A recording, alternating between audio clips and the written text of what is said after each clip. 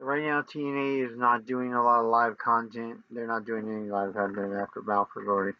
Um, they have a live show coming up in November. But I do want to tell you, right now, I think TNA is in the right place. They've got their attention on Leon Slater and Mike Santana. The X Division brought TNA to the dance.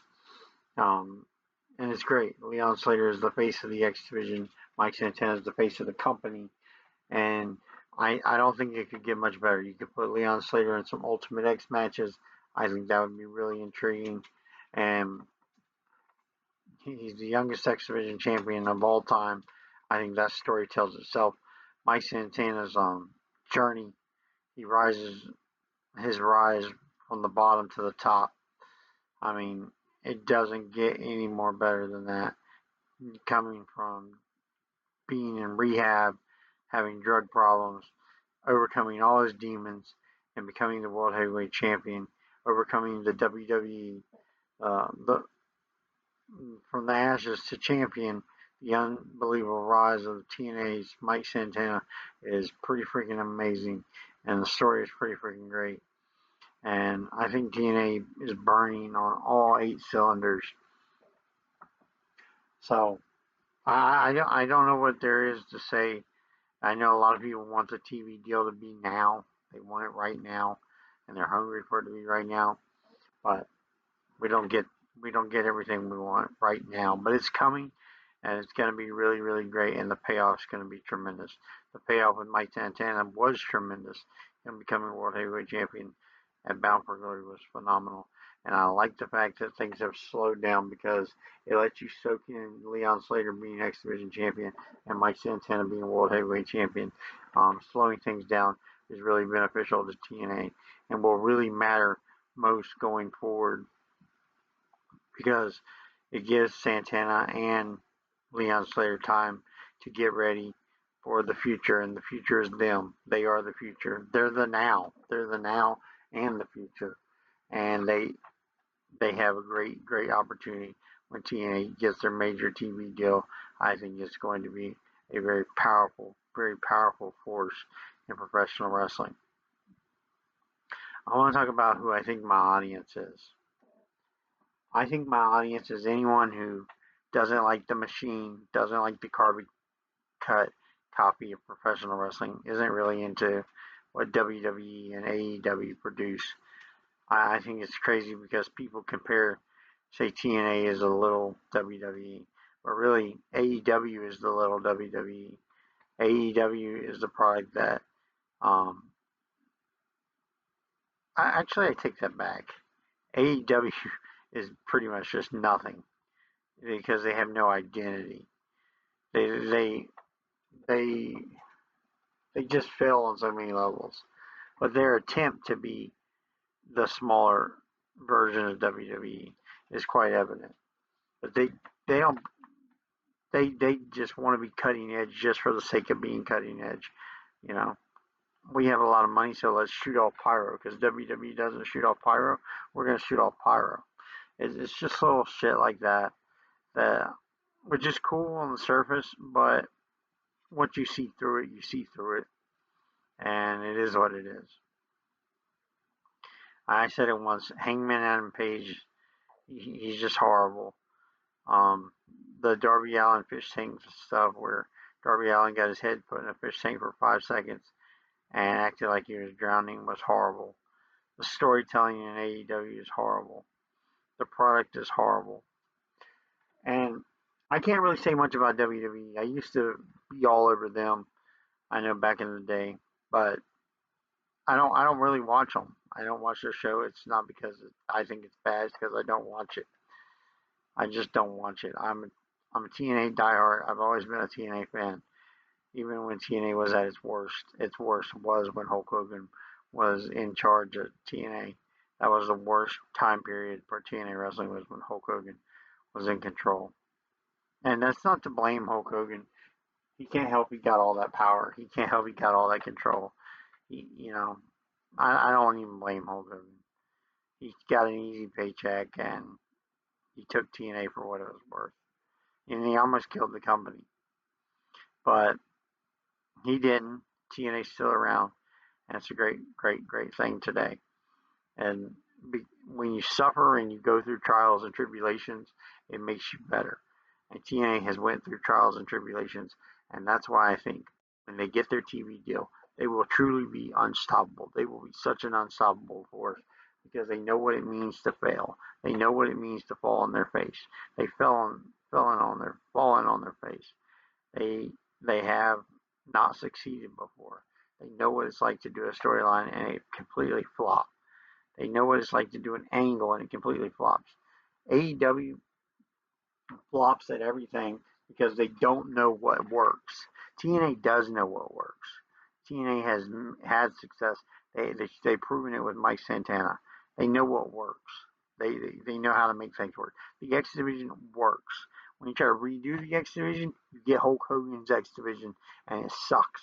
It really sucks.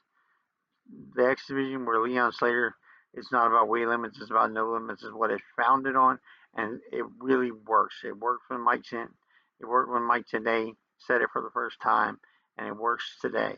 It works. The X Division is not about weight limits.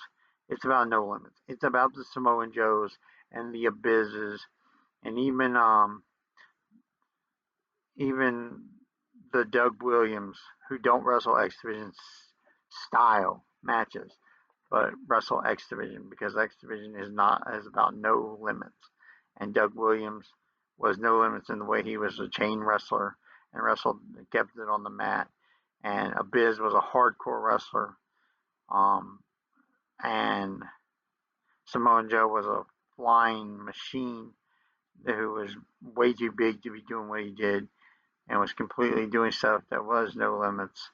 And that's what the X Division is about. And Leon Slater is your typical high flying son of a gun that flies anywhere and over the ring post to his opponents. He is X Division. He is the face of the X Division. And the X Division was the face of the company. The X Division used to be what brought TNA to the dance, especially during the Wednesday night pay-per-views. The X Division was what was hot. And today, the X Division can be hot again. Today, the X Division can make people want to watch TNA wrestling. And Mike Santana's story can make people want to watch the main event picture and also make people want to watch TNA wrestling. I really am just excited about everything that is TNA wrestling. I am so excited about where professional wrestling is. I think of things like the NWA and their TV deal and what they could be doing on the Roku channel. I know they didn't do a lot of original content for the Roku channel, but they have that opportunity because they're on the Roku channel, and a lot of people get the Roku channel, and the NWA could be doing great things on the Roku channel. They're not doing great things, but they could because they're in a position they could. AEW has a national television deal. They could be producing great content. They're just not. And there's an opportunity for them to do it, but there's not. And of course, the WWE machine is the machine, and they can always do great things. They always have opportunities. But some of their opportunities are going to be their failures, like the WWE ESPN deal.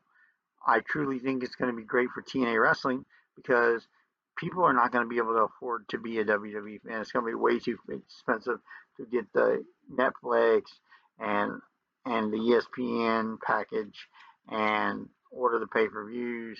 It's just going to be too much to be a WWE fan. It's going to cost too much money, and they price themselves out. But what that means is companies like TNA, they are going to be more affordable. Companies like AEW are going to be more affordable, and they could price themselves in to a situation where they could get fans. But they have to deliver.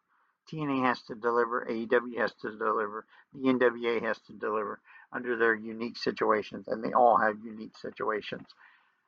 And wrestling can be great, and I think it will be great because there's so much out there, so much to eat up, and so much potential out there.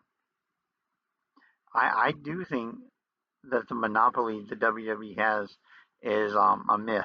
I don't think the WWE has a monopoly of professional wrestling.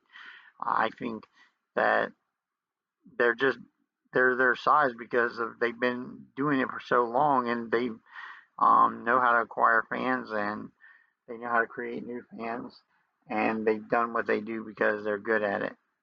What I think is different from other companies is, WCW didn't last that long. That's what a lot of people don't realize. WCW did not last that long. In fact, there's been more episodes of Impact and episodes of Dynamite than there was ever episodes of Nitro. And a lot of people don't realize that. Just because WCW was really big, it didn't last very long. And WWE has lasted very long. And quite honestly, TNA has lasted a long freaking time. TNA is over 20 years old. They they've been killing it for over 20 years, and they know what it takes to play the game. And there's nothing that comes close to them other than WWE, and as far as existence and being on national television and being in front of as many eyeballs as TNA has, no one comes close. AEW isn't even as fraction as old as TNA wrestling is, and it shows. It shows every fucking episode of AEW Dynamite and every episode of Impact. It shows what company is the mature product. Anyways, I'm Ken Jones. That's just some of my takes, and I hope you enjoyed. Thanks for watching. Subscribe to the channel.